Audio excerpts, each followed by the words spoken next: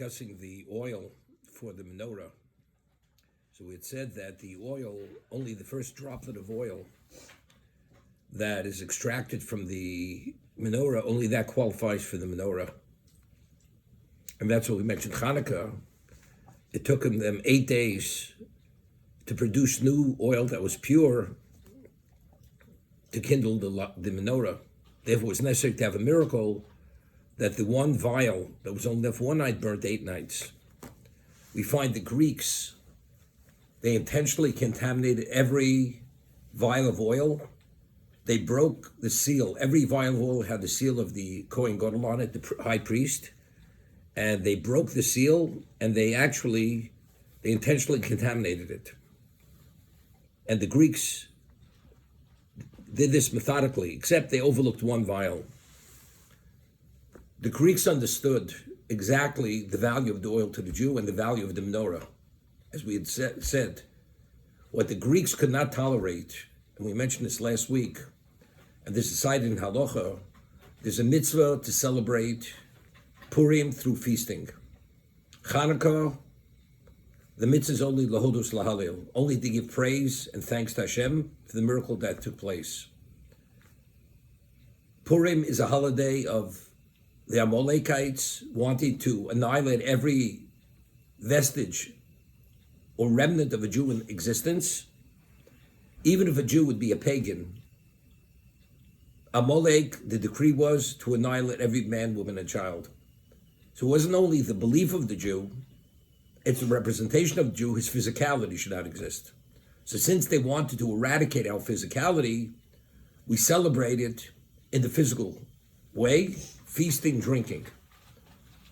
Hanukkah, the Greeks, to the contrary, they revered the Jew, the intellectualism of the Jew. What they could not tolerate was the intellectual of the Jew, even though it was beyond theirs, that it was limited to a higher power, that everything was within the context of this monotheistic being which controls us, and the mind cannot go where it wants. It's all limited to his parameters. And therefore, anything to them that was contrary to rational thought, they were against circumcision.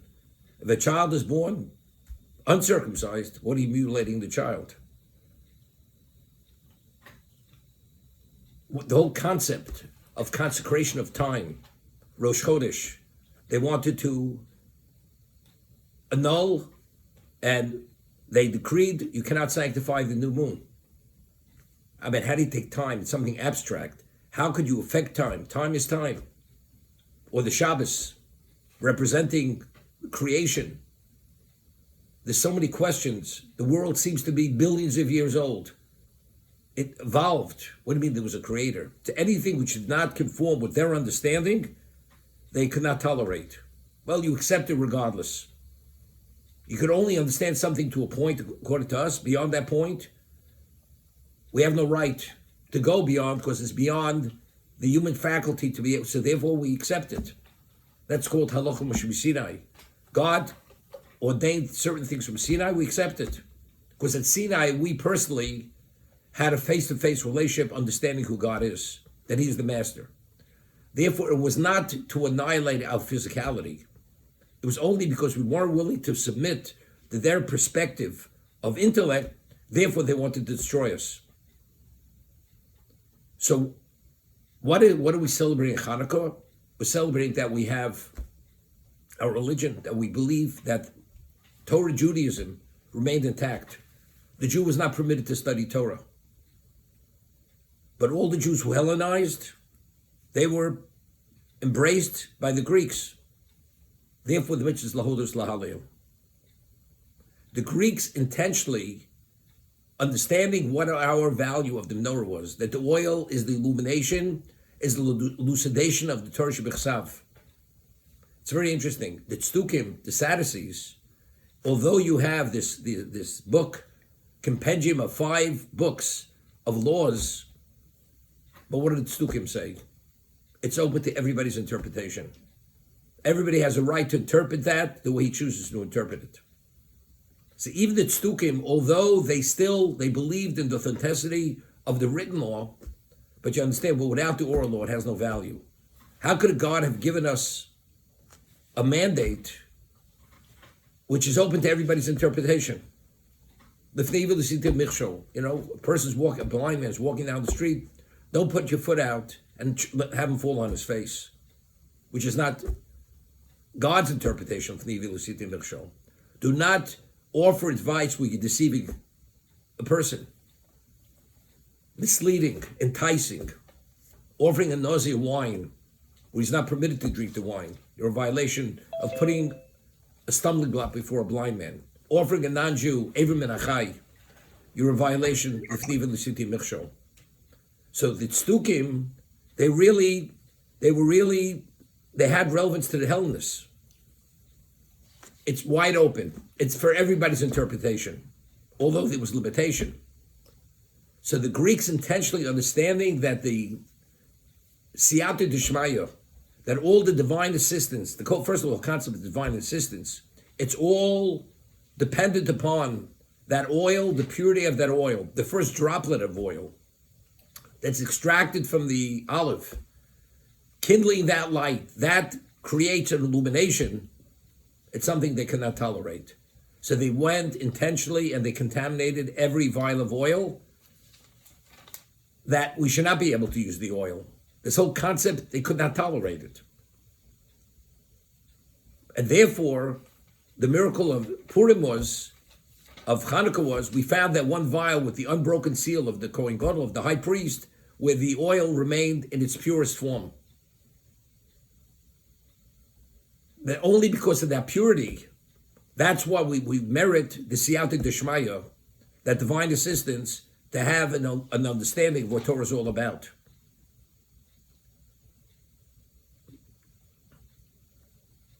It's interesting. The halacha is you're not permitted to study Torah if you don't separate between the heart and the genitals.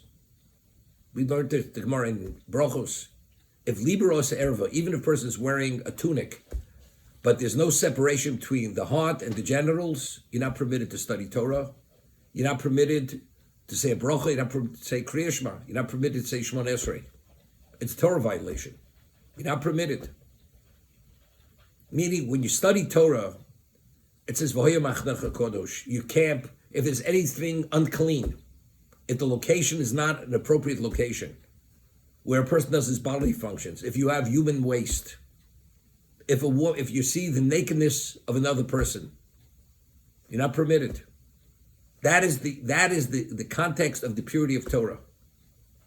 Lo yirbucha ervas dover. You should not see ervas, something which has to do with sexuality. You're not permitted to study Torah. You have to keep it in that pristine state. And the Greeks understood where we're coming from. They're going to show us, we will contaminate the oil. According to your standards, you will not have that connection. Shemet, it's only the first droplet. And the process is a process that takes a while to have enough oil to kindle that menorah. They understand that our power lies in our Torah, in the study of Torah. Hitler, Yamach Shemo, the first thing they did, the Nazis, when they entered into Vilna, they destroyed the printing presses that printed the Vilna Shas. That's the first thing they did. Understanding that the power of the Jew, as much as they deny it, but they know in their subconscious, to a degree, that if the Jew is connected to his Judaism, they cannot defeat us. It's like embedded in their minds, as Yitzchak had given the bracha to Esav, HaKol Kol Yaakov Yadayim de Esav. If the voice is the voice of Yaakov, Esav has no power. It's only when the voice is not the voice of Yaakov, that's when they can destroy us. Amalek.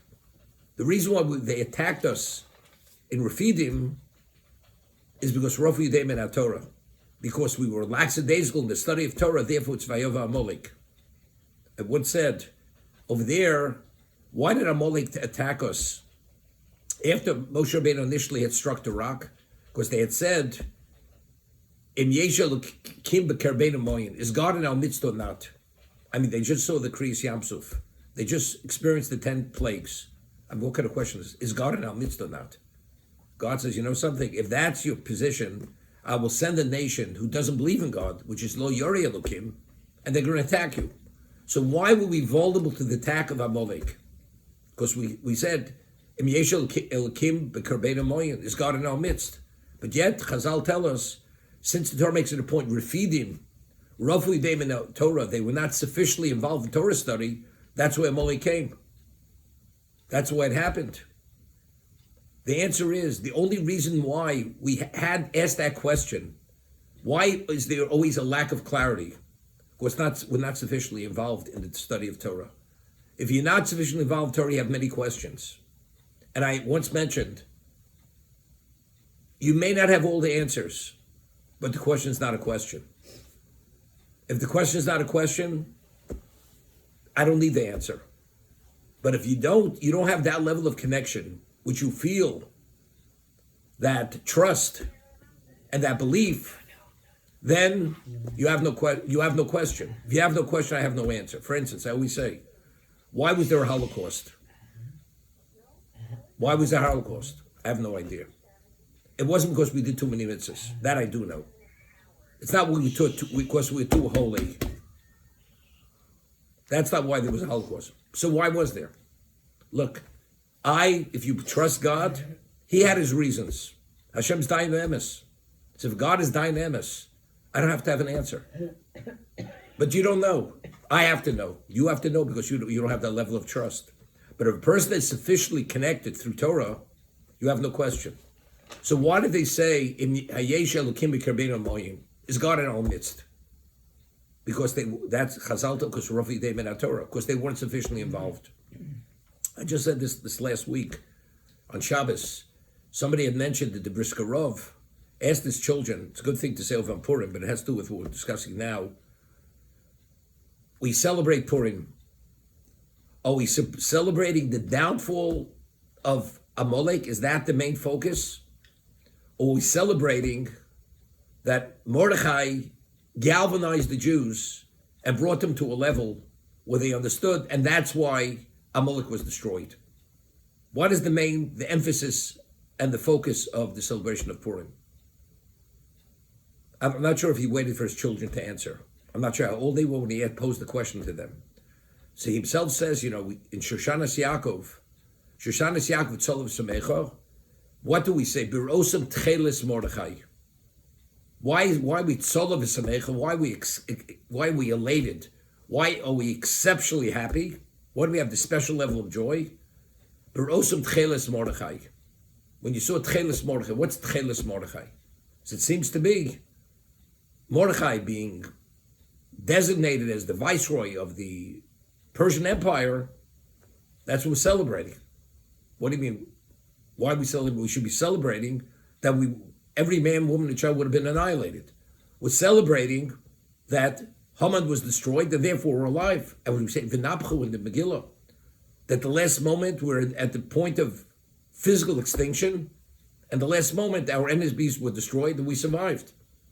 But yet it says, why with Tzolav V'Samecha, Berosam Techeilas Mordechai, the Techeilas Mordechai. So you could say simply that because Mordechai was acknowledged at its special level, we were in a position we were secure. Before that, we weren't secure. So we're celebrating, we're secure, and therefore we remain alive and we continue to exist. Okay, maybe. So I was thinking, the Gemara tells us in Megillah that it quotes a pasuk in Nishlei that Shlomo says, "Batzaltayim yimach hamekoreh." As a result, if you have a crack in a supporting beam and you don't repair it immediately, what happens? Eventually, that beam collapses, and if it's a supporting beam, the house collapses. So Shlomo says, "Batzaltayim yimach hamekoreh." Now, who's the support? What supports all existence? God. Hashem wills existence should exist. When does God stop willing existence, or He pulls back and things become a little shaky and the world starts tottering? When the beam becomes weak. When is that? Batzaltayim. When the Jews became lackadaisical about mitzvahs. They became, the word moch means becomes impoverished. When God became impoverished due to the Jews not observing Torah mitzvahs, that's why the decree of Haman came about. The reason why the decree of Haman, why were we vulnerable to this decree? Because we became impoverished regarding our spirituality. So what is this? Because the Kol Yaakov was not sufficiently in place, therefore Hashem backed away, and so the supporting beam wasn't able to support the structure and therefore was about to collapse. What is Techeilas? Techeilas, we put Techeilas, there's a mitzvah on a Torah level that tzitzis is supposed to have Techeilas. Now, why Techeilas? So the Gemara tells us in Menachos that the color of Techeilas reflects the color of the ocean. The ocean reflects the color of the sky. The sky reflects the Kisei HaKavod, the heavenly throne. So when you look at it, there's a mitzvah to look at the tzitzis. So there's the Gemara. When you look at the tzitzis and you see the Techeilas, what does it cause you to see? It causes you to remember God. That's what the value of looking at the Techeilas. Techeilas Mordechai. What did Mordechai do? He brought the Jews to a level of tshuva. They repented. And therefore, in every Jew's mind, it was a cognizance of God's presence. He brought a Yiras Shamayim. As a result of that, that's what we merited the miracle of what? Of Purim. He galvanized us, bringing us back to where we should be. He strengthened. And that what we say in Havdalah, La Yehuda Moisa Ora of Simcha B'Sosin Vikor. That posuk is a posuk in Megillah Esther. The Jews had Soson V'Simcha, Ora V'Simcha B'Sosin Vikor. What's this referring to? Samara says, Ora Zu Torah. Afterwards, the Torah was secured. Vikor is tefillin. Jews weren't wearing tefillin. What's Soson? Soson is Milah. Jews weren't circumcised. They stopped circumcising. They wore lackadaisical wearing circumcision. So what did Mordechai do? He reinvigorated the spirituality of the Jew, and that's what we merited the miracle. So therefore, it's Barosim Techeilas Mordechai. When you see the Techeilas Mordechai, the Techeilas which Mordechai presented to them, that's why we merited the miracle of Purim. Only because of that. So if God is within your purview, then that you have Kol Yaakov. That's what it's all about. That's the illumination. So when don't you ask questions? You don't ask questions when you don't need answers. When don't you need answers? If what? If you have the Torah itself. If you connect it. That's the Kol Yaakov. Rafu Yidei Torah. Why did they ask the question? Is God still in our midst or not? Of course, they were not sufficiently involved in the study of Torah. But if they would have never asked the question. But we don't have the answer. It's okay. We don't need the answer. Because there is that trust factor. In Hashem, if God decides, it's okay with us. There's a Sephara that says we have mishpatim and we have chukim. What are mishpatim? So Rashi says in a number of places, in Chumash, in the Midrash, mishpatim are rational laws that even if the Torah wouldn't have stated them, we would have come upon it themselves. Not to steal, not to injure, not to damage. These are laws you can't have a society if there's just total chaos. Ownership, laws of ownership, proprietorship. These laws are mishpatim. But then you have chukim. Chukim, which means they're not rational laws. Dietary laws, shatnez. Those kinds of laws. What does the chok, what does it demonstrate? What does it say? That although we don't understand the rationale why, we accept it. We submit. It's an indication of trust in Hashem, our faith in God, that because He is who He is, therefore we don't have to understand. So the chok puts us at a level of relationship that we don't have to have all the answers. Because there's that trust factor, therefore we accept. That's the understanding.